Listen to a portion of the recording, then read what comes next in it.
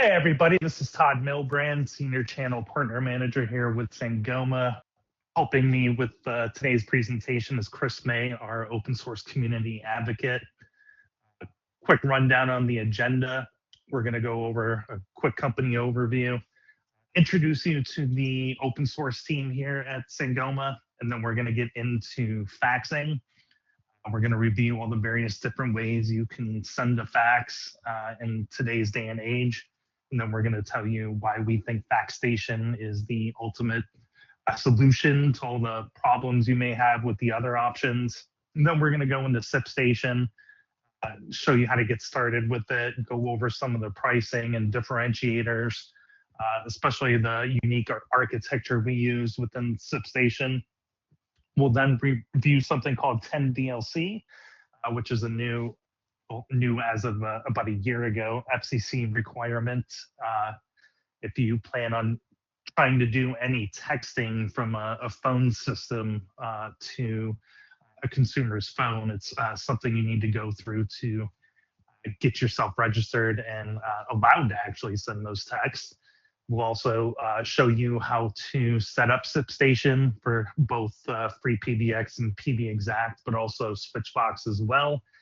And then we will do a Q&A. You can ask questions via the chat box as you go through, or as I go through this presentation today. Chris will be answering those to the best of his ability. And if something keeps coming up several times, or it's just a really good question, we'll review those at the Q&A. So with that, let's get started. So most of you, if not all of you, are familiar with Sangoma, at least the name. We certainly advertise this on LinkedIn and other places, but I would guess the majority of you are using a product like free PBX or PBExact or our phones. Have already at least heard of us. If you don't know our background, we've been doing this for 40 plus years. Got started in 1984, making boards that would go into servers and allow analog devices or analog lines to connect to those servers for computer telephony interfaces. And over the course of the past 40 years, we've added more products into our portfolio.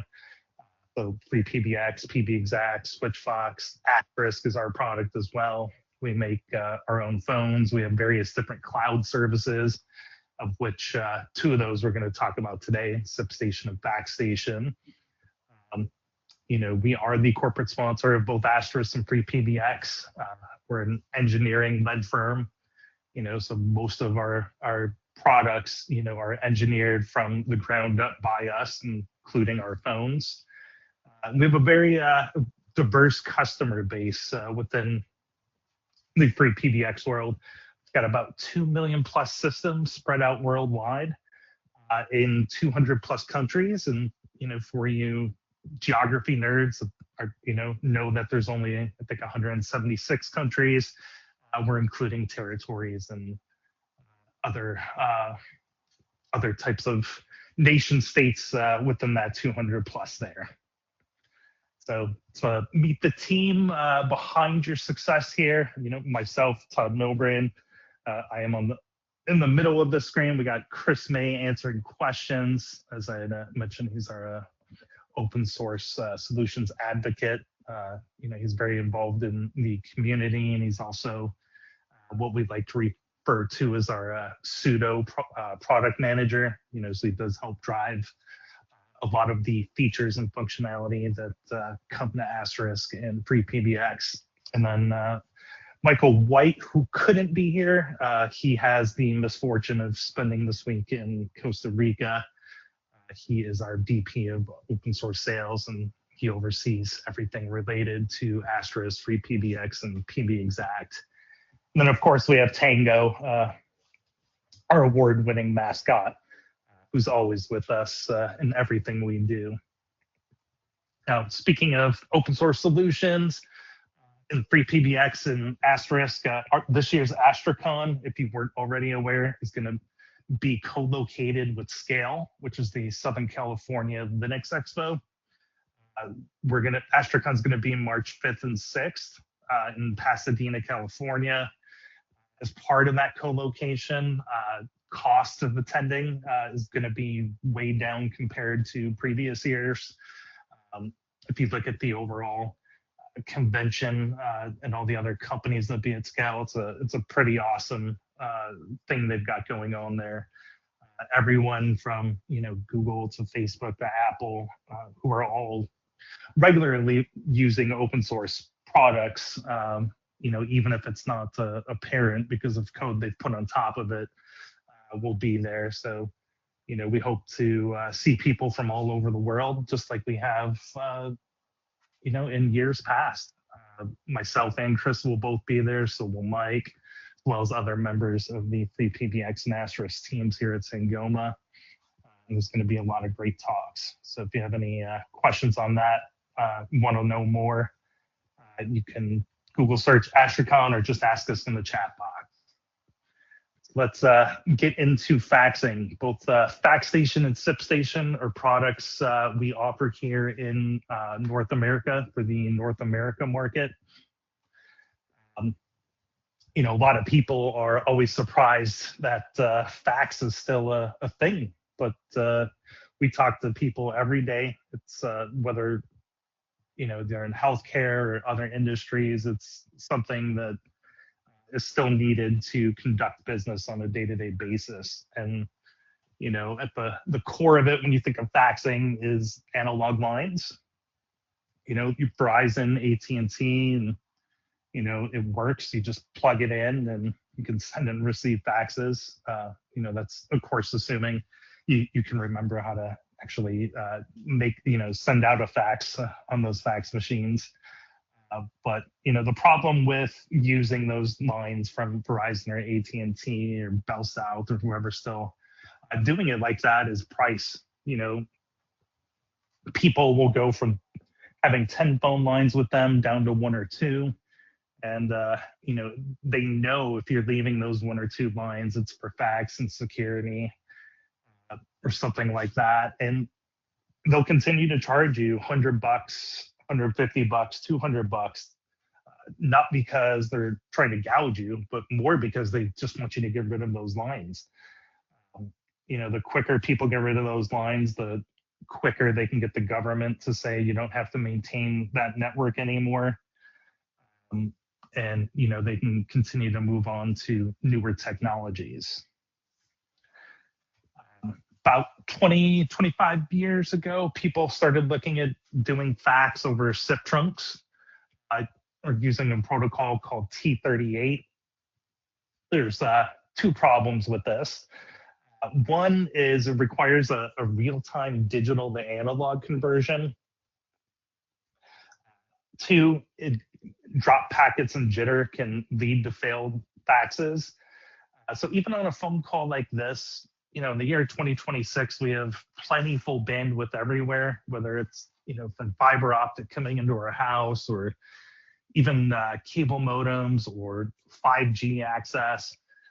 But even with plenty full bandwidth, these phone calls or these communications are still dropping packets, even with a perfect stream of signal and perfect bandwidth, between both ends. And the human brain is smart enough, I guess that's human brain is smart enough, it's not just relative, to not even hear those drop packets, right? So you guys are hearing me talk, packets are being dropped between me and you constantly. Your brain puts it all together and, you don't notice it at all unless it is a really bad connection. Fax machines don't work like that. Fax machines need to hear every one of those screeching fax tones you've heard before, and can still imagine in your mind's eye when I mention hearing fax tones over the phone line, and a lot of that can lead to drop packets, and those that jitter and that latency can lead to faxes failing after a couple of pages. And then T38, which was a protocol that was put together to solve faxing over digital lines of communication actually has compatibility issues. So a lot of times one version of T38 is not compatible for transmitting and communicating over that protocol with another version. So, that also can lead to lots of drop faxes or faxes that are only half complete. And unfortunately, there's no rhyme or reason. When I talk to people, I've had people, when they tell me their internal setup, where they're sending faxes, how they're sending faxes, they should not be able to send one page, and they'll be able to use this protocol and use this method and send 400 pages without blinking an eye. And then I've had conversations with folks where they have done everything right. The internal network, external network, there is no reason that they should have any issues, and yet they can't, send even a page or receive a page. So I always tell folks, like, hey, if you want to try this out, your business isn't dependent on fax. You just need to be able to send the occasional one to receive it, try it out, see if it works, but just understand what some of the that you could have problems and what the causes are there. A lot of times people are now faxing through I don't know if I'll call it a cable modem. It's more of an IAD device that it's the cable modem combined with analog lines coming out of it, and cable company will call it something like digital voice, or not even acknowledge that that cable modem or that phone call is actually voice over IP. They want you to kind of think it's no different from Verizon or AT&T, but it very much is. It's still a SIP trunk from your home or your business that is going to go out on the public internet at some point, depending on who your provider is or how they're sending it out. The same issues that you can experience with just regular SIP trunks can be an issue here with a cable modem. You get the digital analog conversion. Possibly what may be even worse is the cable company not really understanding telephonies or telephones. Cable company technicians, they want to come, they want to run tests on the signaling coming through the coax cable, but they don't understand a lot of times anything to do with networking or telephony protocols, which is more important in this case when you're trying to send a fax. Fax servers. So a fax server is a server put up on your network, or maybe even in a data center, set to get yourself faxes either via T1 or analog lines or some sort of other type of connection. And the problem with these, it can get very, very expensive. You've got to put dedicated, complicated hardware and software together. That usually involves paying monthly or yearly for support and upgrade and update packages. So it's something that can be expensive both on the upfront and the monthly ongoing. But typically it works by allowing you to, from your computer, using an application, be able to send and receive faxes. So it works, but it's a costly solution. And you can think of eFax as a fax server that you're paying another company to host, right? So it's, think of it like, before Office 365, before we had mail, we used to have mail servers, in the server room at all of our businesses, and then eventually, those got moved to the cloud. Similar thing here with eFax. It's kind of like having that fax server that could be on site, but in the cloud, and it gets expensive because typically they're charging per user, right? So if you've got 1,000 users and they're charging $5 or $10 a month, per user, that can add up pretty quickly. And worst of all, I guess depending on your perspective, you can't connect a fax machine to it. So if you still have users that prefer that, it's not going to be an option. So you're going to have training difficulties in getting people up and running and actually using the eFax solution, either via Outlook or however they're doing it. So we solve it with our product, all of these issues with our product FAXStation. We developed FAXStation because, and I still don't understand the reason why, but oil rigs in the middle of the ocean need to be able to send faxes. And as you can imagine, there's no analog lines out there for them to plug into. Their main connection from their oil rig back to the mainland is satellite. And satellite, even with newer technologies notwithstanding, has never been a solution known for plentiful bandwidth and low latency and jitter, which are all things that are going to give you bad sounding phone calls or not even allow a fax to go through. So we developed this for that particular industry maybe 15 years ago, and we've in the years since have made it available to everyone, right? Because it's a awesome solution that just works. It avoids T38 compatibility issues, as you'll see in a moment. We're actually HIPAA compliant, so if you are in the medical field and are worried or concerned about that, we do have HIPAA compliancy. And you can use either a fax machine or eFax. We'll talk about that here in a second. So on this network diagram, starting here on the left, we have a fax machine and the FAXStation appliance.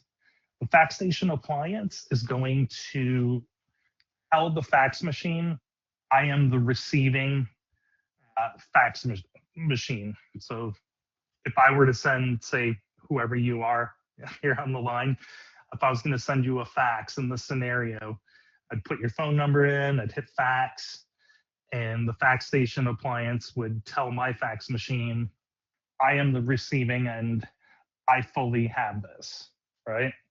So if I'm sending you 5 pages, those 5 pages fully go to the appliance. Once they are there, they're securely transferred to our data center. So this makes the internet connection irrelevant. It can be highly low jitter, or I'm sorry, high jitter, very high latency, low bandwidth, doesn't matter. It's going to slowly upload like you would expect any file to upload. And once it is fully in our data center, it will then send it out over certified PRI and flip trunks over to your carrier and your fax machine, or however you're actually getting that. And you can look at it in reverse as well. If you were to send me a fax, the data center is going to tell your fax machine, I am the receiving fax machine. We'll fully take that fax from you. Once it is in our data center, it'll get transferred over to the FAXStation appliance. And once that file is completely on the FAXStation appliance, it will then ring up your fax machine and say, hey, I have a fax for you, and send it over. Now, if you want to do eFax, you just don't get an appliance from us. You use the internet to log in directly into our data centers. From there, you can send and receive faxes. You can also set it up so that inbound faxes get emailed. So if you've got a particular phone number where a fax comes in, you want to send it to a distribution group, yourself, what have you, it'll still be available for you in that portal, but you'll also get an email copy sent to you. And the best part is you don't have to choose. You can do obviously one or the other, or you can do both. So if you've got users internally that just don't want to give up the fax machine, that's what they're comfortable with, they can do that. And if you've got folks that aren't comfortable with the fax machine. And I mean, let's just be real. You've got younger folks who are never going to be able to understand how to send a fax on a fax machine. You can get those people using the eFax portion of the service and not have to deal with them getting frustrated while trying to send or receive a fax. Let's talk a little bit about how this is priced. If you want to get a contract with us, that would be 1 year or 3 years. You need at least what we refer to as a high volume trunk. And what a high volume trunk is 3,000 pages per month. That is how we sell the solution, is based on the number of pages per trunk. So if you get a high volume trunk, if you want to do month to month, just because you're not sure, you want to test the service out, you can start at $24.99 and then get in touch with us. And once you want to move over to a 1 or 3 year contract, and we can get the price lowered. We also have a solution for what we call a low volume trunk, which is 150 pages or less per month. That is $9.95 per month, and there's no contract on that. So that's a great solution for folks that, like possibly you're in manufacturing and you've got a client that sends you 1 or 2 purchase orders every month using fax, and you want to make sure you get them, and you don't want to chance it at all. That's kind of where the low volume trunk is positioned for in the market. People that just have the occasional faxes every month. So eFax, we don't care how many users you have. We don't charge per user. As previously mentioned, the number of pages per month is what we care about. If you do a high volume trunk, you can stack those pages together. So, if 3,000 isn't enough for you, you need 6, 9, 12,000. You just buy additional high volume trunks. It all stacks together. It doesn't matter if 14,000 of those faxes go to one number or come from one number on your account. Your account as a whole will have 15,000 pages a month available. Those can be stacked together. Low volume trunks cannot. Low volume trunk, that trunk and the phone number associated with it, that can only do 150 pages. Anything over that, you're gonna you will incur overage charges. But some quick examples here. If you want to just do eFax, say with that 150 pages per month low volume trunk, you can set up 1,000 users in our portal. You're still only going to get charged $9.95 per month. We don't care how many users you have. We care about once again, pages. Another example here, you can have 2 users, sharing 15,000 pages. So that would be 5 of the high volume trunks stacked together. We don't care if they're doing it over a fax machine, eFax, what have you. We only care about the total number of pages there. So let's go over a couple scenarios here before we wrap up the FAXStation piece and talk a little bit about SIPStation. So the device I showed you, I'll just go back a couple of slides here. This is the FAXStation appliance.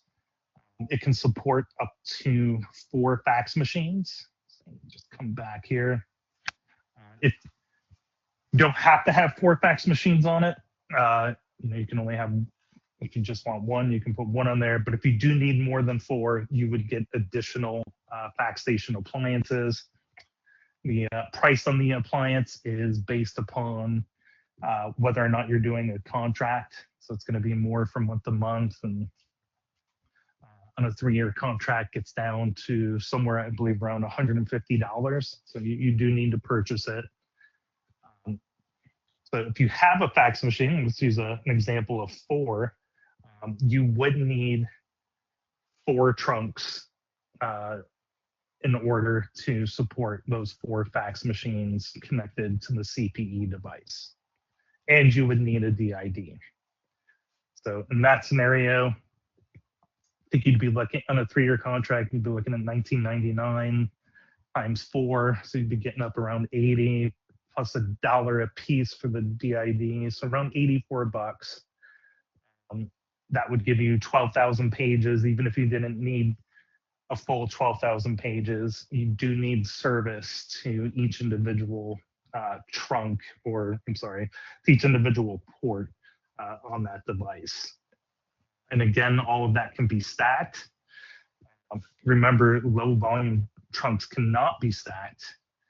But the same scenario where we're using all 4 ports on the appliance, if none of the fax machines go over 150 pages a piece, you can put the low volume trunks on all 4 of them.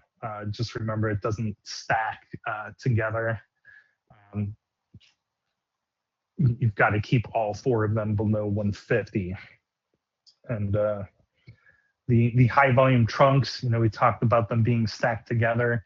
Do know that that goes across the appliances. So if you've got 3 appliances, due to having lots of fax machines or just due to location of fax machines within a building, sometimes it's not physically feasible to get those appliances, to get multiple fax machines all connected to the same appliance. Everything stacks up together to your account if you were using those high volume trunks. All right. So just going to take a quick beat here, and we're going to get into SIPStation. So SIPStation is our voice over IP trunking product. Had it also for about 10, 15 years now. And to get started with SIPStation, you need 1 trunk from us. And that trunk is going to get you 3,000 minutes. Unlike what we just went over with FAXStation, there's no high volume or low volume or differentiated trunk. 1 trunk is going to get you 3,000 minutes, and it will also get you a bi-directional call path. So what we mean by that is the trunk has the ability to go in or out. And that's where the bi part comes in, but the capacity of a trunk is 1. So you can either, in these various different scenarios, if you were to get 10 trunks, you can have 10 outbound calls all at once, or 10 external calls or inbound calls all at once, or 5 and 5. It doesn't matter the ratio there. It's just you get 10 trunks, you're going to be capped at a capacity of 10. Do keep in mind that does not affect or cause any capacity issues with internal calls. So extension to extension calls don't count towards any of this. That's a question that comes up quite a bit. But to get started, you need a minimum of 1 trunk and 1 DID, so 1 phone number, so that things can get routed to you properly. Similar to what we just went over with FAXStation, we've got a month-to-month, 1 year, and 3 year. I don't have it on these slides, but from the SIPStation module, which we'll see here shortly, within free PBX or PBExact, you can request I believe it's a 20-day or 21-day free trial for you, just enough minutes for you to test it out, make sure that you're happy with how everything sounds, before actually signing up for the service. DIDs, so that's the phone number to reach your business, or sometimes to reach you directly, regardless of whether you're on a contract or not. That's going to be $1 each. 800 numbers, so that includes 877s, 888s. Those are $1.50 each per month, and then 2.4 cents per minute on all of any calls inbound to that 800 number. That's why they were, they're referred to as toll-free numbers, because the person calling you isn't going to incur any charges. And then if you want to bring on any numbers from an existing carrier, it's $10 per number to port. If you're bringing a lot of numbers over to us, get in touch. We can sometimes get approval to lower the cost per port. We'll talk about texting more when we go into the 10 DLC piece, but if you are using your free PBX or PBExact to send and receive text messages because you went through the 10 DLC registration process and were approved, it's going to be 1 cent per message. T38 faxing, which you're going, wait, Todd, you just told us about FAXStation, and now you're talking about T38 faxing with SIPStation. The T38 faxing we have associated with SIPStation does utilize some of the infrastructure from FAXStation that allows us to do a best effort support to get around some of those T38 compatibility issues we were talking about. And if you do want to try it out, it's going to be 2.4 cents per minute on anything outbound. And then anything inbound is going to be free.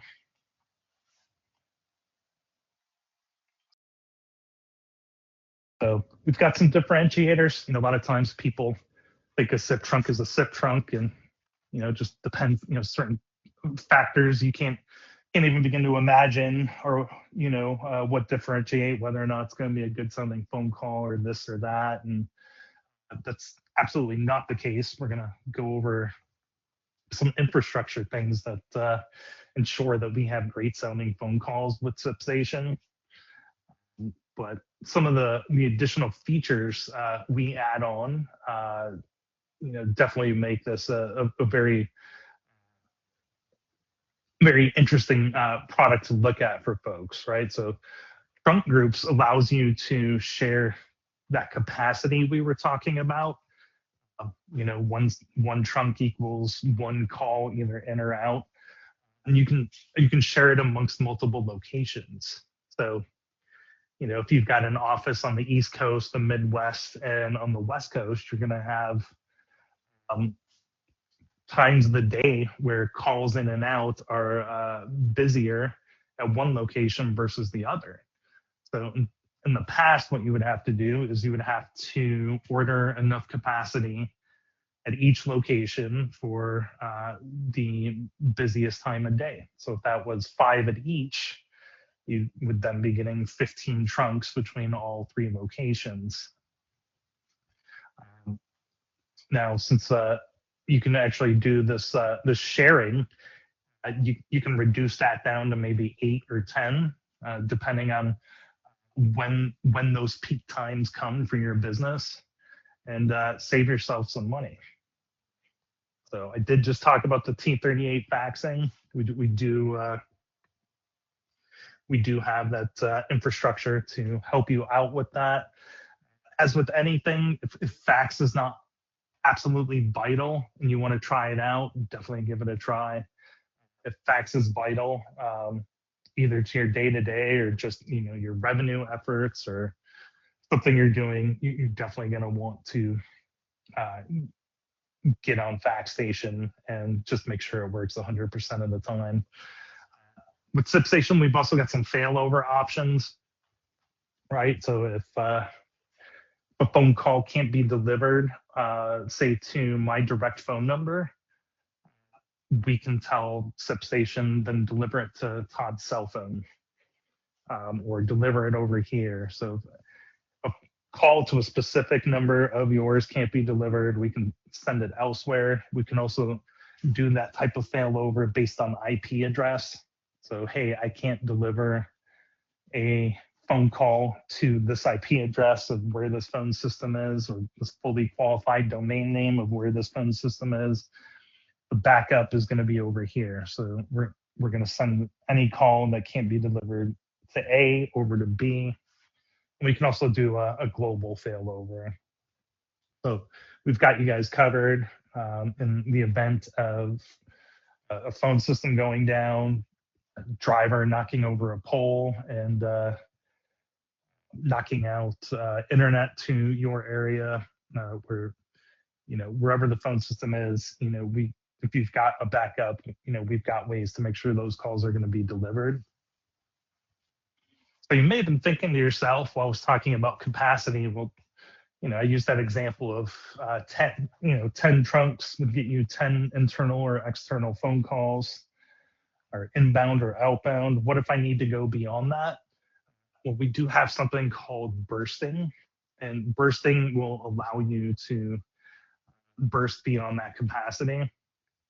So a lot of times when talking to folks that are switching their phone systems, switching over to a free PBX or PB Exact and coming with us to SIPStation, they don't have any idea how many phone calls they're using at the most busiest time of day, the peak. And they'll have a good idea, but they're worried, like, okay, if I set this to 4, what if a 5th comes in? Well, you can have bursting turned on. That'll ensure calls go in and out. When a call bursts, we will charge, I think it's 1.9 cents a minute for that particular phone call. And if you just keep an eye out on your account, you can see if you're bursting a lot. And if you're bursting enough, it may make sense to add another trunk or two. But this allows you to make sure you're right sizing the number of trunks you need for your solution. And then lastly, we do have some built-in fraud guards to ensure you don't end up with costly bill. If your system were to get hacked or something were to happen. By default, we limit international phone calls to $10 worth of charges per week. You can log into the SIPStation portal. I believe you can increase that to 50 a week on your own. And then if you're an organization that does, by default, already do a lot of international calling, you can get a ticket opened or talk with our support to go beyond those amounts, just to make sure that nobody gets hit with bills that they weren't expecting. So you can go beyond those caps that between 10 to 50, or you could just turn off international phone calls as well. But by default, we have some options in there for you to make sure you don't incur those and have to deal with that hassle. So I alluded to having a unique architecture within SIPStation. And I want to start by actually showing you what our competitors do, what our competitors do for setting up service when you go through them. Going from left to right here, customer device, this could be a phone, it could be a PBX, it could be whatever, would actually connect up with those SIP trunks. They set it up so that it goes over the public internet, goes to their infrastructure, goes back out over the internet, and then gets delivered to another carrier who ultimately delivers that call to a PBX or cell phone or whatever you happen to be calling. Going through that provider infrastructure adds in additional latency and jitter. It's a choke point. Typically, they're using something called least cost routing. So when the phone call gets to their infrastructure, they say, "Hey, what is the cheapest route we have to deliver this phone call?"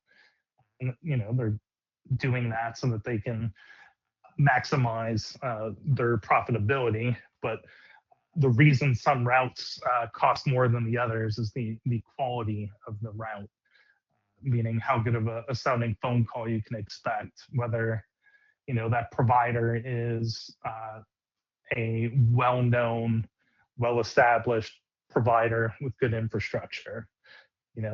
Unknown folks with not very great reputations are typically going to, be able to deliver that call much cheaper. And, it's a crapshoot whether or not that's going to be a good sounding phone call. So we do things a little differently.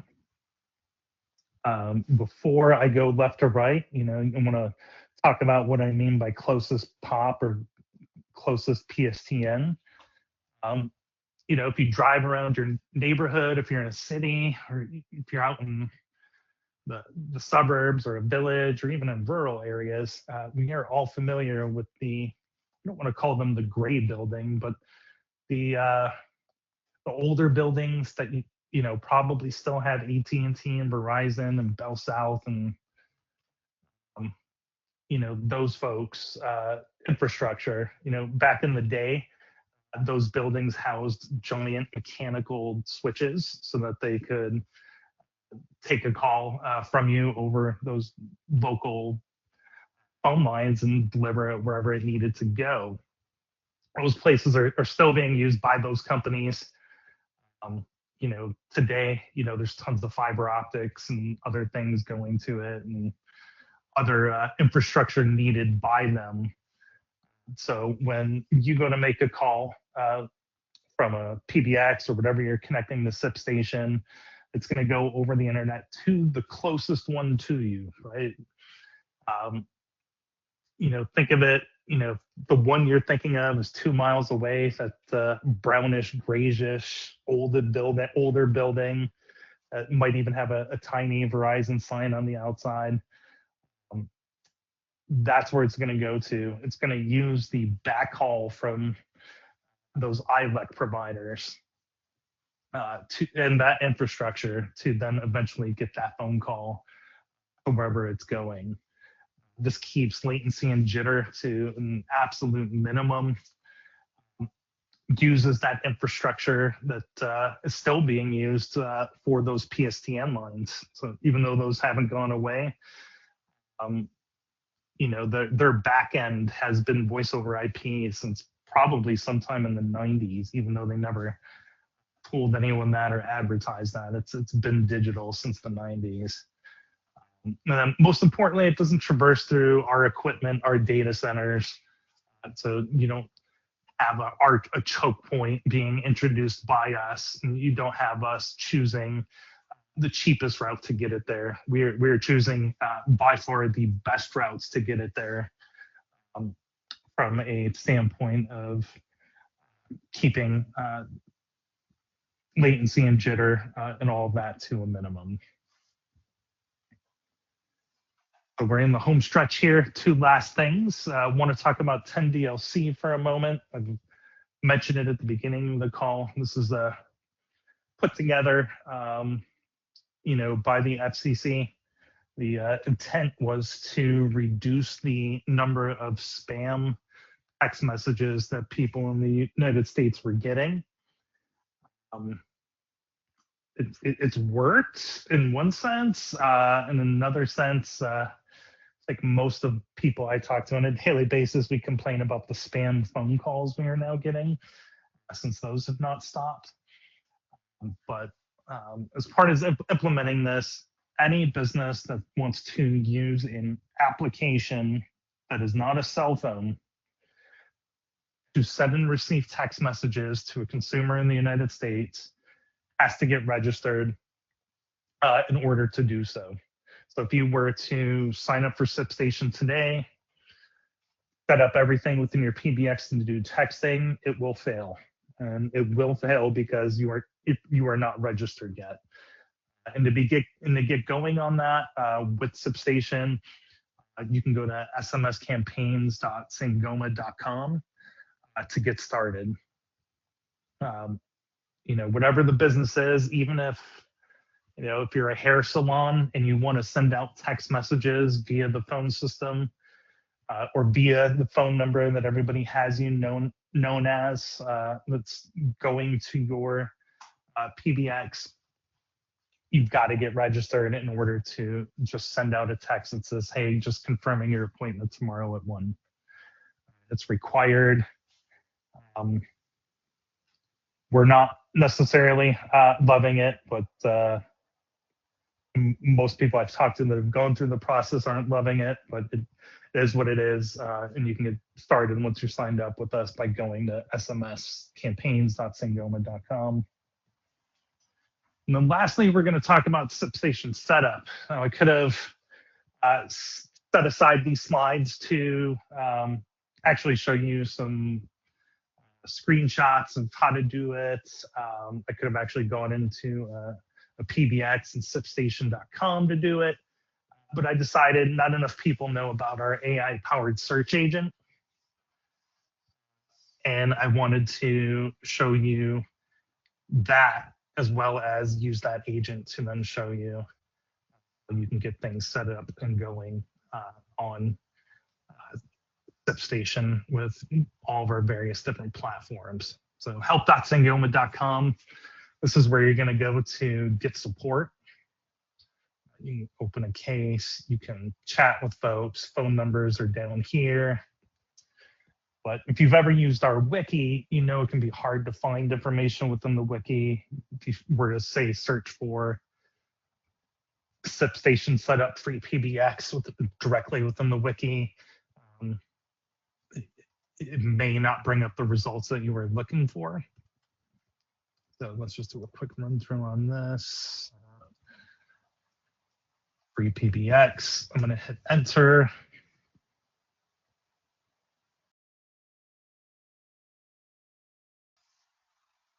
And not only will it bring up a whole bunch of articles that you can go directly to, it will actually give you a rundown right in the box here of what you need to do to actually get started.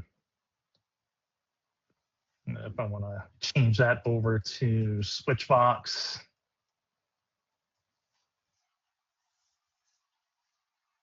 same thing's going to happen here. If I were to I'll actually bring this article up. So whether it's Switchbox, PBExact, free PBX, it's super simple to set up SIPStation. You're going to get signed up and you're going to log into SIPStation, and you are going to get an extremely long key that you will copy within your browser. You are then to go to your PBX and copy that key into where it's asking for it within free PBX and PBExact. That's going to be the SIPStation module. Within the Switchbox here, that's going to be under VoIP providers and the SIPStation button. You plug that in, and it's going to auto set up everything for you. On PBExact and free PBX, it will build out your outbound routes. It will set up your DIDs, all of that fun stuff, eliminating the need for you to copy and paste any IP addresses, SIP usernames, SIP passwords, all of that fun stuff. So again, that's help.sangoma.com. It's great for more than just how to set up SIPStation and various different platforms. You know, if you wanted to look for how to do various things within free PBX, set up a soft phone like our Sangoma Talk, you can type that in. And again, it's gonna a lot of times just answer the question for you right here, or at least bring you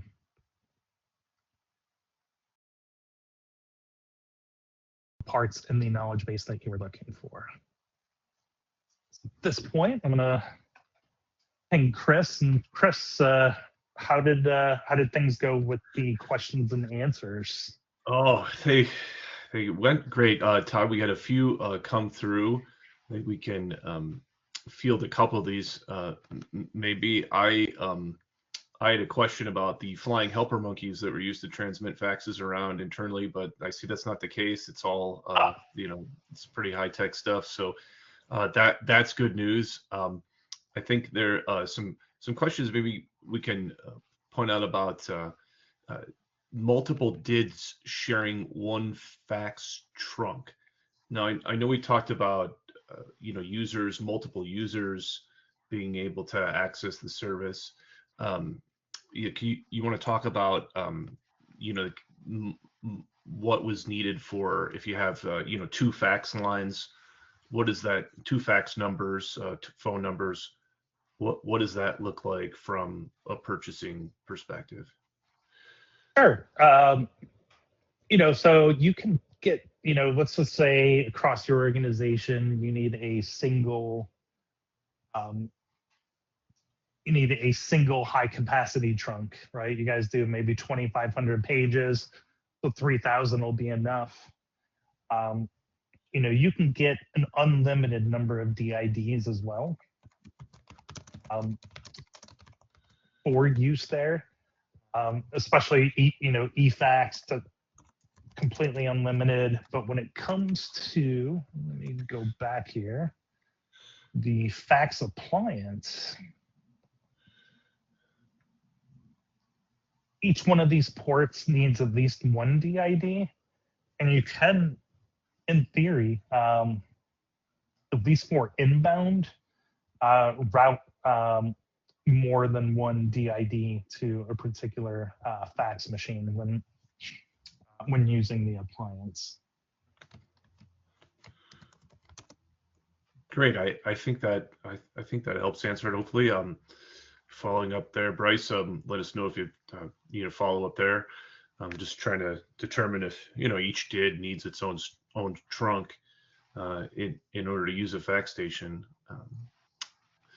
Got another question here on SIPStation support in America or U.S. Canada, or looking at some, it looks like an international question in regards to international support. Yeah, so you've got to be located in the US or Canada.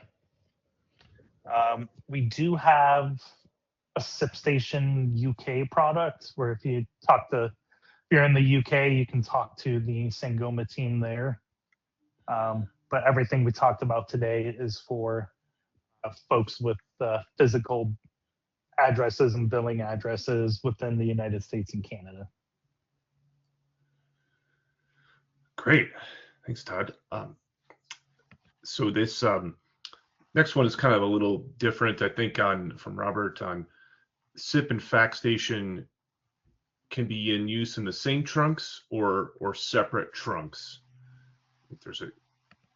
So they're separate. They're separate services, but if you are using the T38 faxing within SIPStation, then that would use, anything in, like if you were getting an inbound fax using T38 within SIPStation, that would use up one line of capacity. Okay. So in that scenario, it does share it. Okay, great. And then another question from Matthew in regards to a fax trunk. Can it be forwarded to another DID fax when it's necessary to forward the line? So I guess that's forwarding calls coming into your fax machine to another fax machine. It's a good question. I believe so. I believe you have to open up a ticket. I know we can do it on the back end. The answer is definitely yes. At the very least, you need to open a ticket with us to do that. But I don't believe it's something configurable. Okay. I, just out of curiosity, will log into the eFax portal. Yeah, this is a great feature. It's one of those situations where we've got so many curated resources here internally to open up the help.sangoma.com too. It's been a great way to kind of look into our knowledge base and find information on a number of different products. Really, we have put this information in machine processable readable formats. So versus perhaps other services or forums on the internet, sometimes a little bit harder to navigate to the answer. But since we do have a lot of structure being in this knowledge base, we're able to exploit that for machine learning purposes and present some more information here. So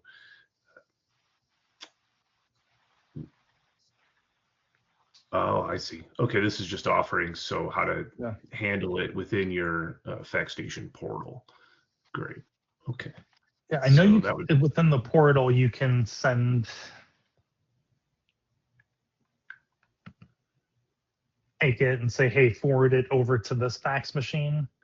But I think what's being asked here is it does not get delivered to the DID it's going to. It automatically gets forwarded, and that is definitely going to be something you need to open a support ticket on and have somebody on our back end temporarily forward that off. interesting. Okay.